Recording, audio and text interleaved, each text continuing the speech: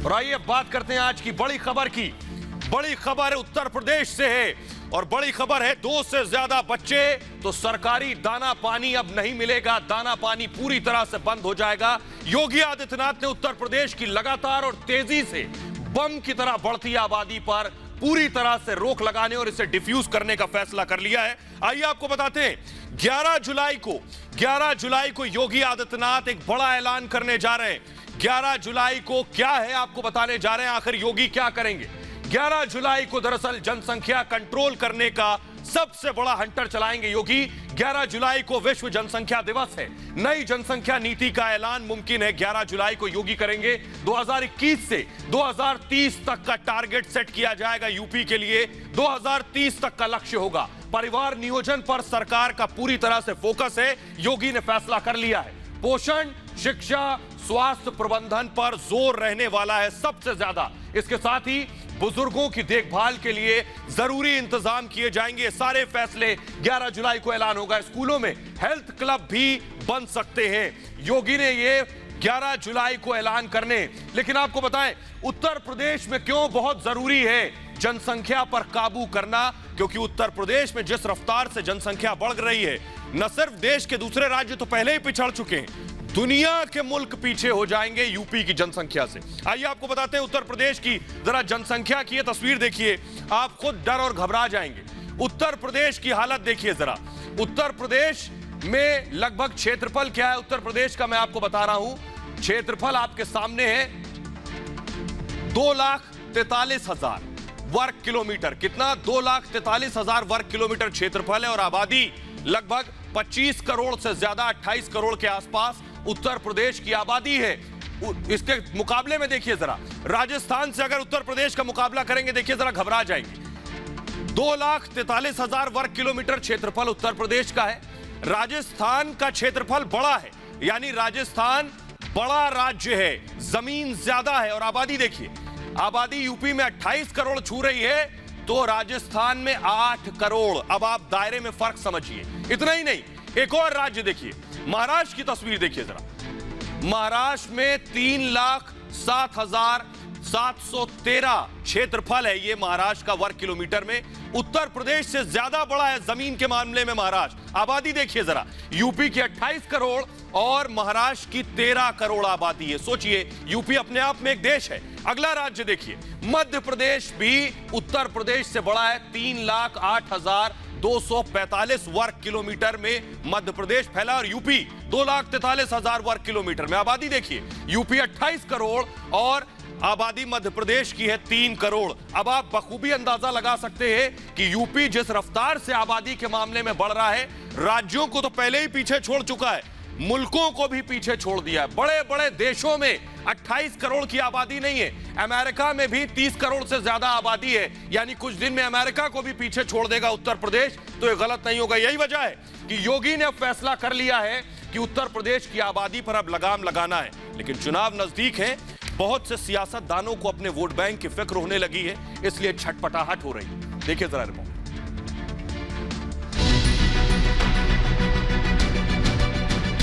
CM योगी का प्रण, जनसंख्या पर नियंत्रण। पॉपुलेशन कंट्रोल का योगी मॉडल तैयार। योगी मंत्र से लगेगी बढ़ती आबादी पर लगाम। उत्तर प्रदेश के मुख्यमंत्री योगी आदित्यनाथ ने इस खतरनाक बम को पूरी तरह निष्क्रिय करने का मन बना लिया है।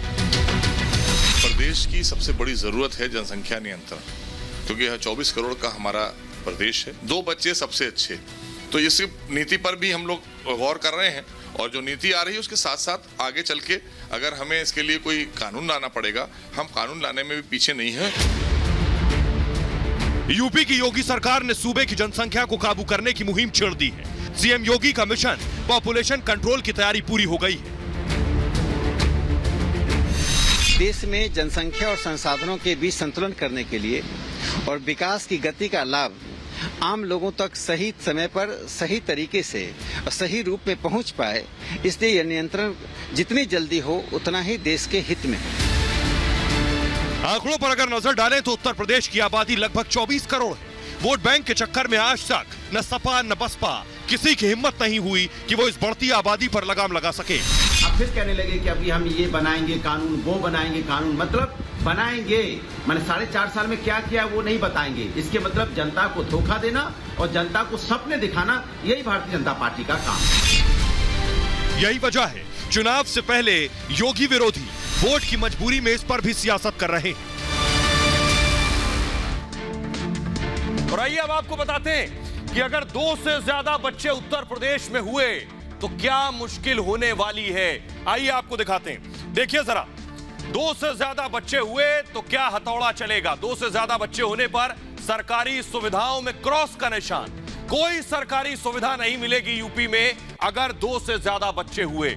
2 से ज्यादा बच्चे हुए तो कोई सब्सिडी नहीं मिलेगी, यानी सरकार की तरफ से मिलने वाला पैसा सुविधा के तौर पर नहीं मिलेगा। सरकारी नौकरी भी क्रॉस हो जाएगा, यानी सरकारी नौकरी भी नहीं मिलेगी अगर 2 से ज्यादा बच्चे हुए। यही तरीका बचा है यूपी में आबादी रोकने का। मुफ्त राशन पर पूरी तरह से बैन हो जाएगा। मुफ्त राशन भी उन्हें नहीं मिलेगा जिनके बच्चों की संख्या 2 से ज्यादा हो। स्कॉलरशिप पर पूरी तरह से रोक हो जाएगी। ये ही अब योगी का हथौड़ा है। और बड़ी चीज ये है और सबसे महत्वपूर्ण चीज ये कि 2 से ज्यादा बच्चे हुए तो चुनाव भी नहीं लड़ सकेंगे उत्तर प्रदेश में। तो योगी आदित्यनाथ ने तय कर लिया है पूरी तरह से 2 से ज्यादा बच्चे वालों पर कैसे लगाम लगाई जाएगी, उसका यह तरीका है। आइए अब आपको सुनवाते हैं उत्तर प्रदेश के लोग जो कुछ महीने बाद योगी को वोट देंगे, अखिलेश को वोट देंगे, मायावती को वोट देंगे। बेशक बाकी सियासतदानों को इस पर सियासत नजर आ रही हो, यूपी के लोग क्या कह रहे हैं इस आबादी नीति पर, सुनिए जरा। योगी जी जो कानून ला रहे हैं उसका हम लोग वेलकम करते हैं। जो 2 बच्चों की मतलब दो बच्चों से ज़्यादा जो मतलब होने की वो जताई है कि उनको कोई योजना नहीं दी जाएगी, तो बस इस चीज़ से हम लोग थोड़ा सा वो हैं। मैं ये कहूँगा कि मोहब्बत में दखलंदाजी है। मेरे हिसाब से अच्छा कानून है, पर इसमें मैं एक चीज़ चाहता हूँ कि जो भी कानून लाए उसको सर्वसम्मति से और सारे धर्मों को संज्ञान में लेते हुए एक ऐसा बनाए कि किसी भी कॉमन मैन को कोई कष्ट ना हो। आने वाले पीढ़ी के लिए ज़्यादा नुकसानदेह होगी यदि इस पर नियंत्रण न किया गया। तो ऐसे में अगर बिल लाया जाता है तो स्वागत योग्य कदम होगा। हमारा जो उत्तर प्रदेश है, उत्तर प्रदेश की लगभग 25 करोड़ आबादी है, जो किसी भी एक मुल्क से बहुत बड़ी आबादी है। तो मैं समझता हूँ कि योगी जी ऐसा कोई कानून लेकर आते हैं जिनसे जनसंख्या नियंत्रण होता है, तो वो निश्चित ही रूप से प्रदेश के और देश के लिए बहुत ज़्यादा लाभकारी है। क्योंकि शिक्षा है, स्वास्थ्य है, रोजगार है, अगर संख्या कम होगी सब लोगों को मिल जाएगी, बेहतर मिल जाएगी, और जनसंख्या अधिक रहेगी तो नहीं मिल पाएगी, इसलिए ये बहुत जरूरी है। अगर जनसंख्या नियंत्रण के लिए सरकार कार्य कर रही है तो बहुत अच्छा कार्य है और इससे बहुत प्रभाव पड़ेंगे प्रदेश में और देश में।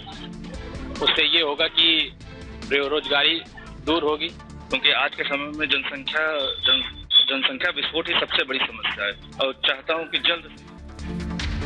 तो ये तो सिर्फ उत्तर प्रदेश की बात हो गई कि उत्तर प्रदेश की आबादी कितनी तेजी से बढ़ रही है, इसे रोकने की जरूरत है और योगी ने फैसला कर लिया। हिंदुस्तान की आबादी सोचिए, चीन से बस थोड़ा ही पीछे है, कुछ दिन में चीन को भी पार कर जाएंगे। पूरे भारत की आबादी आपको दिखाते हैं, देखिए जरा। आइए अब आपको दिखाने जा रहे हैं 1947 में आजादी के वक्त हिंदुस्तान की आबादी थी, नक्शा देखिए जरा, हिंदुस्तान का नक्शा आप देख रहे हैं, 33 करोड़ आबादी थी भारत की, यानी कदम रखने की जगह थी, हालात ऐसे थे। उसके बाद देखिए आज 2021 में 139 करोड़ आबादी है, यानी अभी जगह बहुत कम बची है। और अब से कुछ वक्त बाद, लगभग 39-40 साल बाद, 2060 में 170 करोड़ आबादी हो जाएगी भारत की, 170 करोड़ आबादी, और तब हम चीन को भी पीछे छोड़ चुके होंगे। तो आइए अब आपको दिखाते हैं कि देश में दरअसल अब तक कानून नहीं आया। योगी आदित्यनाथ कानून लेकर आ रहे हैं, लेकिन नारे बहुत आए। कैसे लोगों को जागरूक करके नारों से जागरूक कर लिया जाए। लेकिन देखिए हुआ क्या। पहला नारा आपको याद होगा आया, हम दो हमारे दो। यह सिर्फ नारा था, किसी ने नहीं माना। दूसरा नारा आया, 2 बच्चे उज्जवल भविष्य, अधिक बच्चे कहां भविष्य, किसी को समझ नहीं आया। तीसरा नारा, खुद को आगे बढ़ाना है तो जनसंख्या पर रोक लगाना है, किसी ने नहीं सुना। एक और नारा देखिए, छोटा परिवार प्रगति का आधार, लोगों को लगा मजाक है, कानून नहीं था क्योंकि। बच्चे दो ही अच्छे, एक के बाद एक नारे खूब आए। पिछली सरकारों ने नारे लेकर आए, शायद लोगों को समझ आए और कुछ कंट्रोल हो, लेकिन हुआ नहीं। नियंत्रण का लो संकल्प, यह है सबसे अच्छा विकल्प। सिर्फ लोगों ने इसको देखा, पढ़ा, लेकिन इसे अपनाया नहीं। छोटा परिवार सुखी परिवार, ये एक और नारा था, लेकिन लोग टस से मस नहीं हुए। इसलिए जरूरत है एक सख्त और कड़े कानून की। आइए आपको बताते हैं, जरा देखिए भारत और दूसरे देशों के मुकाबले आबादी में कहां है, जरा देखिए। भारत की आबादी है 139 करोड़ और क्षेत्रफल कितना है, देखिए जरा, 32,87,000 वर्ग किलोमीटर क्षेत्रफल है भारत का। भारत के मुकाबले जरा अमेरिका को देखिए, भारत का क्षेत्रफल है 32 लाख, अमेरिका का क्षेत्रफल है 98 लाख। हमसे 3 गुना ज्यादा बड़ा है एरिया में, क्षेत्रफल में। आबादी देखिए, हमारी 39 करोड़, उनकी 33 करोड़। अब आप समझिए, वो हमसे 3 गुना ज्यादा बड़ी जगह में रह रहे हैं और आबादी हमारी उनसे 4 गुना, 5 गुना, 8 गुना ज्यादा है। रूस की हालत देखिए जरा, हिंदुस्तान का क्षेत्रफल है 32 लाख और रूस का क्षेत्रफल है 1,71,00,000 वर्ग किलोमीटर। 32 लाख और 1,71,00,000 वर्ग किलोमीटर। अब आप फर्क समझिए जरा क्षेत्रफल में और आबादी देखिए, भारत की 139 करोड़ और रूस की 14 करोड़, कोई तुलना ही नहीं है। यही वजह है कि यहां हिंदुस्तान में कदम रखने की जगह नहीं। चीन में देखिए, हमारे क्षेत्रफल है 32,87,000 करोड़ वर्ग किलोमीटर और चीन का देखिए, हमसे 3 गुना ज्यादा चीन के पास जगह है। आबादी में ज्यादा फर्क बचा नहीं है, 139 करोड़, 144 करोड़, लेकिन उसके बावजूद उनके पास बहुत जगह है। क्यों? क्योंकि उनके पास ज्यादा एरिया है, हमसे 3 गुना ज्यादा। ब्राजील की हालत देखिए, हम 32 लाख वर्ग किलोमीटर, वो 85 लाख वर्ग किलोमीटर। और जरा हालत देखिए, हम 139 करोड़, ब्राजील 22 करोड़। ये जिस तेजी से रफ्तार से आबादी बढ़ रही है, ये डरा रही है। आइए अब आपको बताते हैं कि दरअसल चीन ने क्या किया। चीन ने अब जो फैसला आज योगी आदित्यनाथ ले रहे हैं, चीन ये फैसला अब से 30 साल पहले ले चुका है आबादी को रोकने के लिए। तब अब हम और चीन आसपास हैं, सिर्फ 4-5 करोड़ का फर्क बचा है, हम चीन को पार कर जाएंगे। ये फैसला जो आज योगी ले रहे हैं, चीन 30 साल पहले ले चुका है। आइए आपको बताते हैं, अब तक हम ये सुनते आए हैं कि पूरी दुनिया में सबसे अधिक जनसंख्या चीन की है, लगभग 144 करोड़। चीन के बाद दूसरा नंबर भारत का आता है, हमारी आबादी लगभग 139 करोड़ है, लेकिन भारत का क्षेत्रफल 32,87,000 वर्ग किलोमीटर है और चीन का भारत से 3 गुना ज्यादा वर्ग किलोमीटर में क्षेत्रफल है। मतलब ये कि भारत और चीन भले ही आबादी के मामले में पहले और दूसरे पायदान पर हो, लेकिन क्षेत्रफल के हिसाब से चीन ज्यादा बड़ा है और जाहिर है कि उसे कम दिक्कतें पेश आएंगी क्योंकि उसके पास ज्यादा जगह है। हमारे पास अगर एक किसान के पास 1 एकड़ जमीन है, तो वहां दूसरे मुल्कों में किसानों के पास 100 एकड़, 200 एकड़, 300 एकड़, 400 एकड़ जमीन है। लेकिन भारत में जहां बढ़ती जनसंख्या एक चिंता का विषय बना हुआ है, आबादी को कम करने के लिए अलग अलग उपाय किए जा रहे हैं। चीन ऐसा पहला देश है जहां जनसंख्या नियंत्रण को लेकर सख्त कानून बना। चीन में 1979 में 1979 में एक बच्चे की नीति आई, यानी 1 चाइल्ड पॉलिसी जैसे कड़े कानून बनाए गए और ये जो कानून है 37 सालों तक लागू रहे, जिस वजह से चीन में 40 करोड़ बच्चों के जन्म को रोक दिया गया, यानी जन्म दर काफी घट गया। 2016 में चीनी सरकार ने 2nd चाइल्ड पॉलिसी को, नियम को लागू किया, जिसके तहत कोई भी कपल 2 बच्चे पैदा कर सकता था। लेकिन ऐसा करने के बावजूद भी चीन के जन्म दर में कोई खास बदलाव नहीं आया, जिसके बाद चीन ने 3rd चाइल्ड पॉलिसी लागू करने का ऐलान किया है। और यही वजह है, सोचिए चीन हमसे 3 गुना ज्यादा है क्षेत्रफल में, आबादी में हमारे नजदीक है और अपनी आबादी को रोकने की वजह से ही चीन लगातार तरक्की करता रहा और आज अमेरिका को टक्कर देने की स्थिति में पहुंच गया है। इसलिए शायद यह फैसला हमें भी 30 साल पहले लेना चाहिए था। बहरहाल आगे बढ़ते हैं, योगी के इस फैसले के बाद योगी के एक और बहुत बड़े फैसले की बात करते हैं। क्या फैसला ये आपको बताएंगे, पहले तस्वीरें देखिए। उत्तर प्रदेश से तस्वीरें आई, पूरे दिन पूरे देश ने देखा एक महिला को कैसे 2 बदमाश, 2 गुंडे सड़क पर उसके साथ बदसलूकी कर रहे हैं। यह उत्तर प्रदेश के लखीमपुर खीरी की तस्वीरें हैं। ब्लॉक प्रमुख कि नामांकन के लिए यहां जो लोग पहुंचे उनके साथ लड़ाई हुई। यह दरअसल सियासी था, सपा और भाजपा के कार्यकर्ता आपस में भिड़ गए। लेकिन यह तस्वीर जब पूरी दुनिया ने, पूरे देश ने देखी तो हंगामा मच गया। और सियासत होना लाजमी है क्योंकि यूपी में चुनाव है कुछ महीने बाद। लेकिन सबसे पहले इस तस्वीर के बाद योगी ने क्या एक्शन लिया ये आपको बताएंगे। लेकिन अखिलेश यादव पर हमला किया पप्पू यादव ने। जी हां, पप्पू यादव ने अखिलेश यादव पर हमला करते हुए ट्वीट किया, वो आपको बताएंगे वो क्या कह रहे हैं। पप्पू यादव ने अखिलेश पर हमला किया, क्या कहा पप्पू यादव ने, देखिए जरा। लखीमपुर में हुए महिला से बदसलूकी के इस मामले में सियासत शुरू हो गई। जन अधिकार पार्टी के अध्यक्ष यानी पप्पू यादव ने अखिलेश पर निशाना साधा।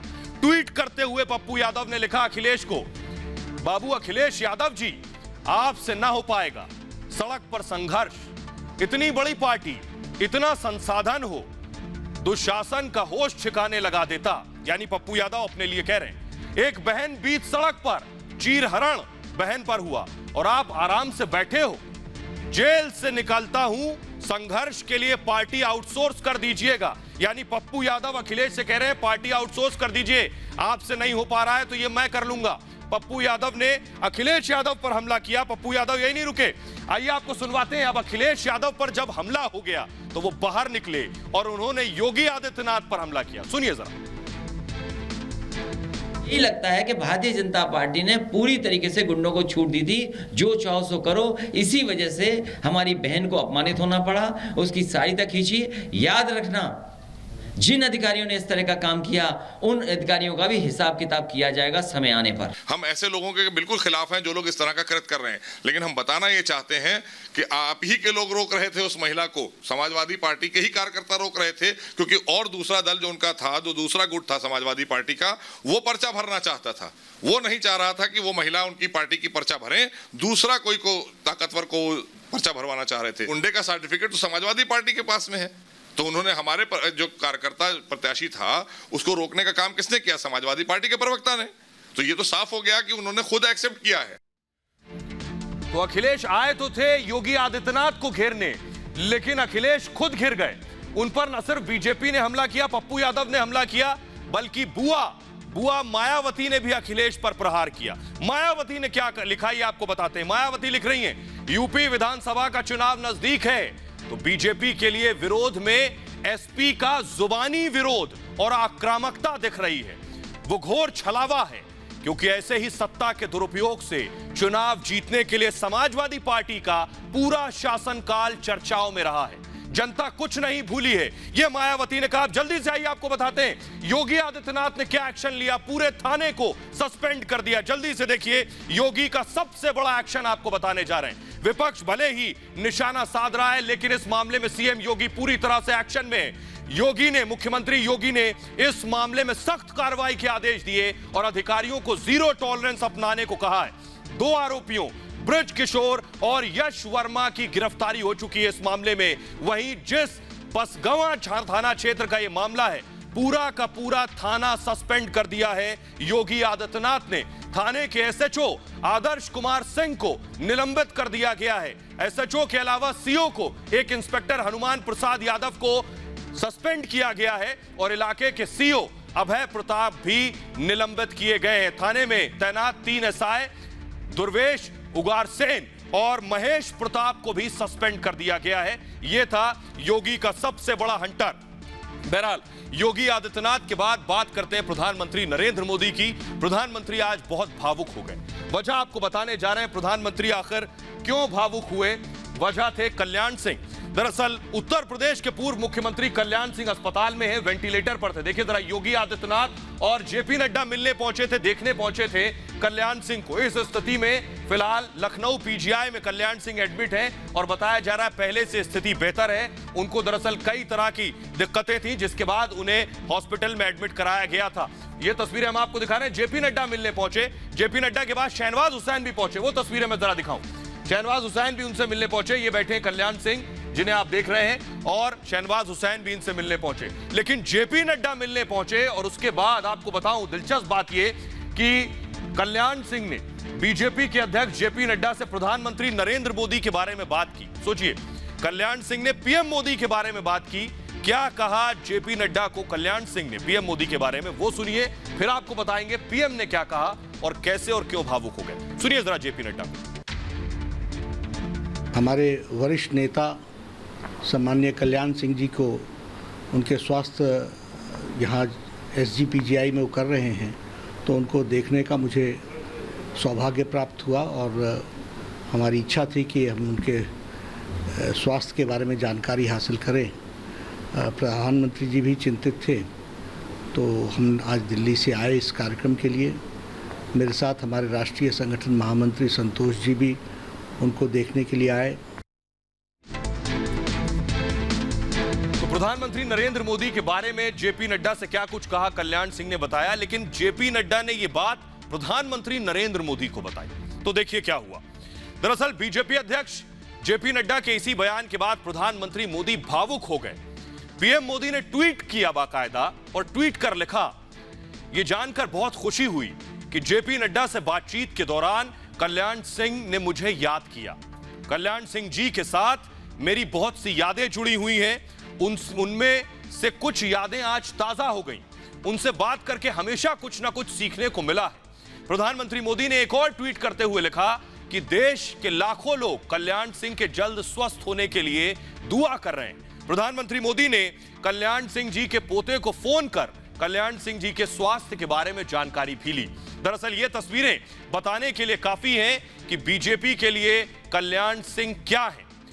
बीजेपी अध्यक्ष जेपी नड्डा और देश के सबसे बड़े राज्य के मुख्यमंत्री योगी आदित्यनाथ ने अस्पताल जाकर उनका हाल जाना और इसके बाद प्रधानमंत्री मोदी का ट्वीट आया। दरअसल कल्याण सिंह जब उत्तर प्रदेश के मुख्यमंत्री थे, तब नरेंद्र मोदी गुजरात में बीजेपी के पदाधिकारी हुआ करते थे। उस वक्त कल्याण सिंह को मोदी के बारे में बहुत कुछ पता नहीं था।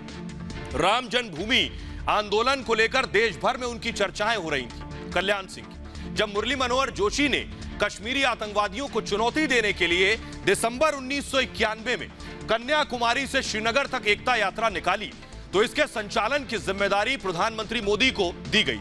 26 जनवरी 1992 को मुरली मनोहर जोशी ने श्रीनगर के लाल चौक पर तिरंगा फहराया, तब मोदी भी वहां मौजूद थे। कल्याण सिंह 1991 में उत्तर प्रदेश के मुख्यमंत्री बने और उनके कार्यकाल में ही 6 दिसंबर 1992 को बाबरी विध्वंस की घटना हुई थी। इसके बाद कल्याण सिंह ने मुख्यमंत्री के पद से इस्तीफा दे दिया था। 7 दिसंबर 1992 को केंद्र की नरसिम्हा राव सरकार ने उत्तर प्रदेश सरकार को बर्खास्त कर दिया था। इसके बाद राम जन्मभूमि आंदोलन से जुड़े होने के कारण नरेंद्र मोदी की कल्याण सिंह की नजदीकियां और बढ़ गई थी। 2014 में कल्याण सिंह के पुत्र राजवीर सिंह के लिए मोदी ने रैली की थी। उस मंच पर खुद कल्याण सिंह जी भी मौजूद थे। मोदी ने प्रधानमंत्री बनने के बाद कल्याण सिंह को राजस्थान का राज्यपाल बना दिया था। फिर दोनों के बीच कई और मुलाकातें हुई। कल्याण सिंह पिछले कुछ दिनों से बीमार हैं और उनका PGI लखनऊ में इलाज चल रहा है। इस बीच कल्याण सिंह का हेल्थ बुलेटिन जारी किया गया, जिसमें बताया गया कि कल्याण सिंह की हालत बेहतर है।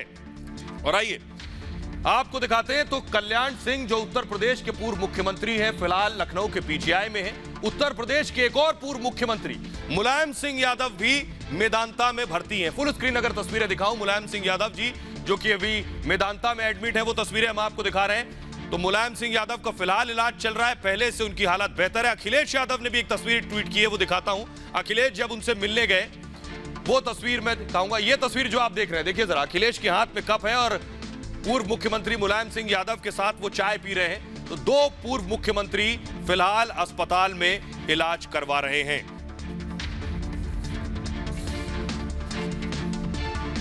आइए आगे बढ़ते हैं खबरों में और अब आपको बताने जा रहे हैं कि कैसे पेच में फंस गई है पतंग।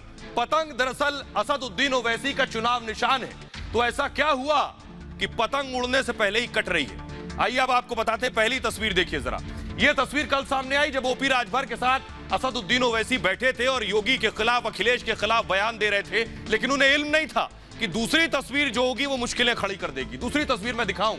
हुआ क्या कि दोनों गए मजार पर सजदा करने, साथ में ओपी राजभर भी थे। राजभर का जाना मुश्किलो जान हो गया उनके लिए। सबसे ज्यादा परेशानी राजभर को ये हो गई कि अपने ओवैसी के वोट बैंक को संतुष्ट करने के लिए मजार चले गए, लेकिन अपने वोट बैंक से पंगा ले लिया। आइए आपको बताते हैं हुआ क्या। दरअसल पूरा बवाल क्या है ये समझिए। दोनों के बीच इस विवाद के पीछे वजह क्या है, आखिर क्या किया राजभर ने जो इतना हंगामा है। ओवैसी ने दरअसल मसूद गाजी की मजार पर चादर चढ़ाई। उत्तर प्रदेश के बहराइच में है मसूद गाजी की मजार। चादर चढ़ाने के दौरान ओपी राजभर भी उनके साथ मौजूद थे। महाराजा सुहेलदेव का सबसे बड़ा दुश्मन था ये गाजी। यानी सोचिए, ओपी राजभर आते हैं सुहेलदेव की पार्टी से, यानी सुहेलदेव पार्टी है ओपी राजभर की। गाजी सुहेलदेव का ही दुश्मन था और उसी की मजार पर ओपी राजभर चादर चढ़ाने चले गए। बीजेपी ने मजार पर सजदा करने पर सवाल उठाए। बीजेपी ने इसे राजभर समुदाय का अपमान बताया। आइए अब आपको सुनवाते हैं, जरा देखिए बीजेपी ने कड़ा हमला किया है अब राजभर पर। सुनिए जरा, फिर आगे बताएंगे कि आखिर क्या सुहेलदेव और गाजी के बीच दुश्मनी किस बात को लेकर थी, गाजी कौन था और सुहेलदेव कौन थे। पहले सुनिए जरा योगी के मंत्री को। जिसने लाखों हिंदुओं को मारने का, जिसके सर पर गुनाह हो, आरोप हो, देश पर हमला करने का जिसके ऊपर आरोप हो, मां बहनों की इज्जत को लूटने का जिसके ऊपर आरोप हो, उसका सम्मान ये करेंगे दोनों लोग। इसको कभी देश माफ नहीं कर सकता है और इससे बड़ा कोई गुनाह भी नहीं हो सकता है। आडवाणी जी जिन्ना के यहाँ मजार पे चादर चढ़ाने चले जाते हैं, राजनाथ जी जाकर के जो है रोजा खोलते हैं लखनऊ में मुसलमानों के बीच में बैठ करके, ये नहीं दिखाई देता है। कश्मीर में महबूबा मुफ्ती से ये समझौता करते हैं और बीजेपी मिलकर सरकार बनाती है। अभी नागालैंड में वहाँ एक मुस्लिम पार्टी समझौता करके सरकार बनाने की कवायद में लगे हैं। ये करें तो रासलीला, हम कहें तो करैक्टर ढीला। तो ओपी राजभर को सुन रहे थे, अब डैमेज कंट्रोल में लग गए। लेकिन आपको बताएं, सजदे के बाद कैसे सियासत गर्म हो गई, अब जरा ये समझिए हुआ क्या। इस नए विवाद से यूपी की सियासत गर्मा गई और लोग ये सवाल पूछने लगे हैं कि ओवैसी की पतंग सियासी पेच में फंस गई।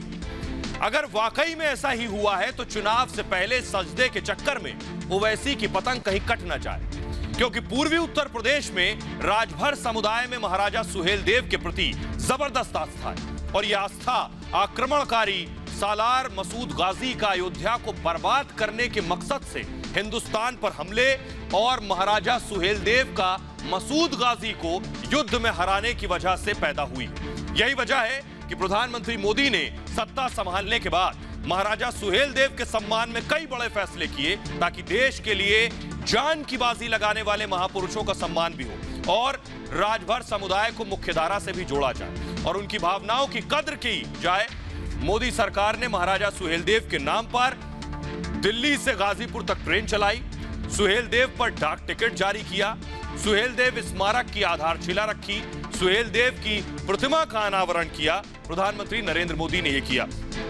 आइए अब आपको बताते हैं कौन है महाराजा सुहेलदेव और इनकी गाजी के साथ दुश्मनी क्या थी। जल्दी से इस बात को समझ लीजिए, आपको पूरी लड़ाई समझ आ जाएगी। हुआ क्या कि दरअसल महाराजा सुहेलदेव और गाजी के बीच लंबी दुश्मनी थी और इस दुश्मनी की वजह से ही ये सारा बवाल मचा है। महाराजा सुहेलदेव ने आक्रमणकारी सालार मसूद गाजी को परास्त किया था और उसके नापाक मंसूबों पर पानी फेर दिया था। महाराजा सुहेलदेव को जानने के लिए मसूद गाजी को जानना जरूरी है। दरअसल आक्रमणकारी था मसूद गाजी, महमूद गजनवी का भांजा था गाजी। जी हां, सुहेलदेव का दुश्मन था मसूद गाजी। गाजी ने 1034 में भारत पर हमला किया, अयोध्या को तहस नहस करना चाहता था गाजी, मकसद था इसका। और महाराजा सुहेलदेव ने गाजी को परास्त किया। महाराजा सुहेलदेव में राजभर समाज की बाकायदा आस्था है, इसलिए ओपी राजभर अब मुश्किलों में फंस गए। बहरहाल आगे बढ़ते हैं और अब बात करते हैं चिराग पासवान की।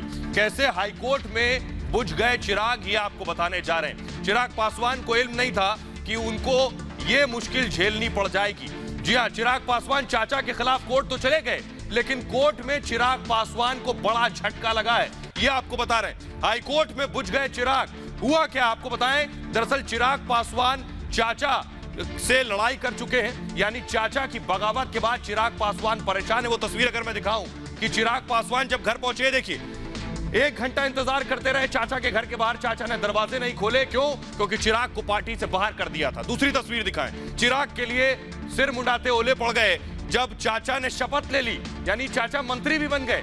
भतीजे को बाहर तो किया, ऊपर से मंत्री भी बन गए। तो चिराग चाचा के खिलाफ कोर्ट चले गए। बड़ी खबर यह है कि कोर्ट में क्या हुआ आपको बताने जा रहे हैं, देखिए जरा।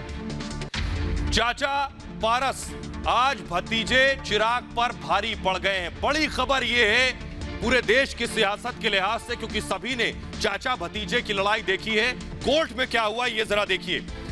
चाचा भारी पड़ गए चिराग को, जहां दिल्ली हाई कोर्ट से बड़ा झटका लग गया है। वहीं आजकल पारस के अच्छे दिन चल रहे हैं। एलजेपी के 5 सांसदों को लेकर मोदी कैबिनेट में शामिल हो चुके हैं। आज कोर्ट में सुनवाई के दौरान चिराग के वकील ने कई दलीलें पेश की। दिल्ली हाई कोर्ट की जज जस्टिस रेखा पल्ली ने मामले की सुनवाई की। कोर्ट ने चिराग के वकील से पूछा, आपके पास कितने सांसद हैं? पहला सवाल था चिराग के वकील से अदालत का कि आपके पास सांसद कितने? इस पर चिराग के वकील ने कहा कि उनकी पार्टी के 6 सांसद हैं, 5 उनका साथ छोड़कर चले गए। इस पर कोर्ट ने कहा कि मतलब वो खुद की पार्टी बता रहे हैं, यानी उन सांसदों ने क्या खुद की पार्टी बना ली? कोर्ट ने इसे पार्टी का अंदरूनी मामला बताया और कहा इसको पार्टी के भीतर ही सुलझाना चाहिए। इस पर चिराग के वकील ने कहा कि वो स्पीकर के फैसले को चुनौती देते हैं, यानी स्पीकर के फैसले को चैलेंज करते हैं। पारस को पार्टी विरोधी गतिविधि और नेतृत्व को धोखा देने के आरोप में पार्टी से निष्कासित कर दिया गया, लेकिन चिराग का नाम हटाकर पारस को सदन में पार्टी का नेता बनाया गया। इस पर कोर्ट ने पूछा कि आप ये कहना चाहते हैं कि पारस को सदन में पार्टी का नेता बनाना गलत है? इस पर चिराग के वकील ने कहा कि लोकसभा के स्पीकर का फैसला लोकसभा के नियमों के खिलाफ है। इसके बाद चिराग पासवान के वकील ने लोक जनशक्ति पार्टी के संविधान के बारे में कोर्ट को जानकारी दी। इस पर कोर्ट में मौजूद केंद्र सरकार के वकील ने कहा कि इस याचिका में लोकसभा के स्पीकर को पक्षकार नहीं बनाया जा सकता। इस पर दिल्ली हाई कोर्ट की जज जस्टिस रेखा पल्ली ने कहा, आपको चुनाव आयोग जाना चाहिए, ये याचिका सुनने योग्य नहीं है।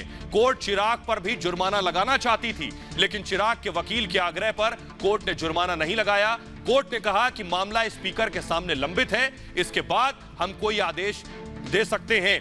याचिका में कोई नया आधार नहीं है, इसलिए याचिका को खारिज किया जाता है। कोर्ट के इस फैसले से जहां चिराग को झटका लगा है, वहीं चाचा पारस को बड़ी राहत मिली है। आइए अब आपको बताते हैं कि आखिर अब चिराग करेंगे क्या, चिराग के पास क्या विकल्प है, क्योंकि कोर्ट से तो झटका लग गया है। तो देखिए जरा चिराग के पास क्या विकल्प बचे हैं। चिराग के पास पहला ऑप्शन है स्पीकर के फैसले का इंतजार करना होगा, यानी स्पीकर का भी फैसला है, क्लोज करें अगर नजदीक से दिखाएं। दूसरा मैं आपको बताऊं, स्पीकर के फैसले के बाद कोर्ट जा सकते हैं, यानी स्पीकर के फैसले के बाद चिराग पासवान कोर्ट जा सकते हैं। 2024 को लेकर अब रणनीति बनानी होगी चिराग को आगे कि 24 में क्या स्ट्रैटेजी होगी। ज्यादा विकल्प है नहीं चिराग के पास। एनडीए महागठबंधन में जाने का विकल्प, यानी एनडीए के साथ जुड़ जाएं, या तो 6% वोट को एकजुट रखने की चुनौती। बिहार में जो 6% वोट एलजेपी के पास था, उसे कैसे एकजुट रखें चिराग, तो यह है चिराग के सामने विकल्प।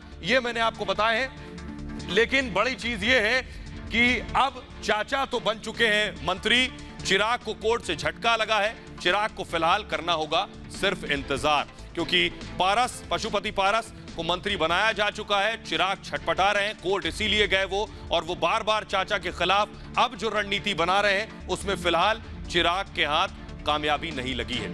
फिलहाल ये भारत की बात है में इतना ही। अपना बहुत ख्याल रखिए। एक छोटे से ब्रेक के लिए रुक रहे हैं, लौट रहे हैं कुछ और बड़ी खबरों के साथ।